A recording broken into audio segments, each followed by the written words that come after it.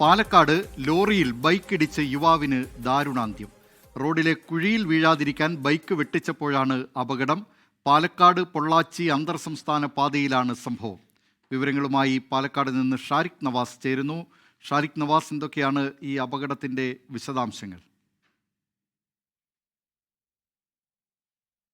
ദിലീപ് കുമാർ, അല്പം സമയം മുൻപാണ് പാലക്കാട് പൊള്ളാച്ചി അന്തർ സംസ്ഥാന പാതയിലെ കൊഴിഞ്ഞാമ്പാറയിൽ വെച്ച് അപകടമുണ്ടായത്.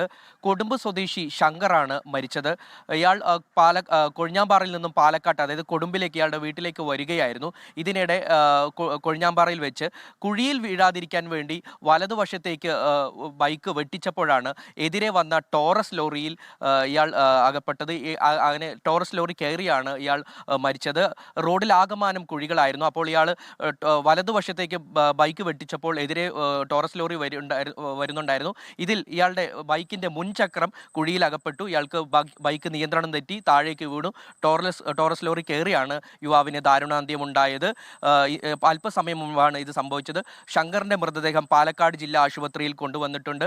ഈ പ്രദേശത്ത്, അതായത് കൊഴിഞ്ഞാമ്പാറ മേഖലയിലെ റോഡിന്റെ ശോചനീയാവസ്ഥ പരിഹരിക്കണമെന്ന് ആവശ്യപ്പെട്ട് നാട്ടുകാർ മുൻപും ഒട്ടേറെ തവണ പ്രതിഷേധങ്ങൾ നടത്തിയിരുന്നു. എന്നാൽ ഇതുവരെയും അതിനൊന്നും ഒരു ഫലപ്രദം ഉണ്ടായിട്ടില്ല. അധികാരികൾ തിരിഞ്ഞു നോക്കുന്നില്ല എന്നും നാട്ടുകാർ പറയുന്നുണ്ട്. ഈ വിഷയത്തിൽ ഇപ്പോൾ ഒരു യുവാവിന് ദാരുണാന്ത്യം സംഭവിച്ചപ്പോൾ നാട്ടുകാരും ഏറെ പ്രതിഷേധത്തിലാണ്.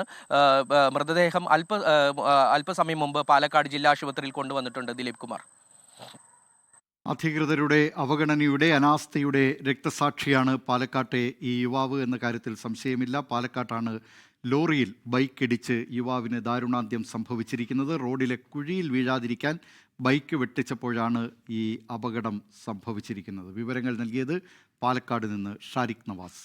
ലോകത്തെവിടെയായാലും ഏത് സമയത്തും 24 വാർത്തകളും ഓഗ്മെന്റഡ് റിയാലിറ്റി പാക്കേജുകളും എക്സ്പ്ലെയിനറുകളും വിശദമായി കാണാൻ ഞങ്ങളുടെ യൂട്യൂബ് ചാനൽ നിങ്ങൾക്ക് സബ്സ്ക്രൈബ് ചെയ്യാം.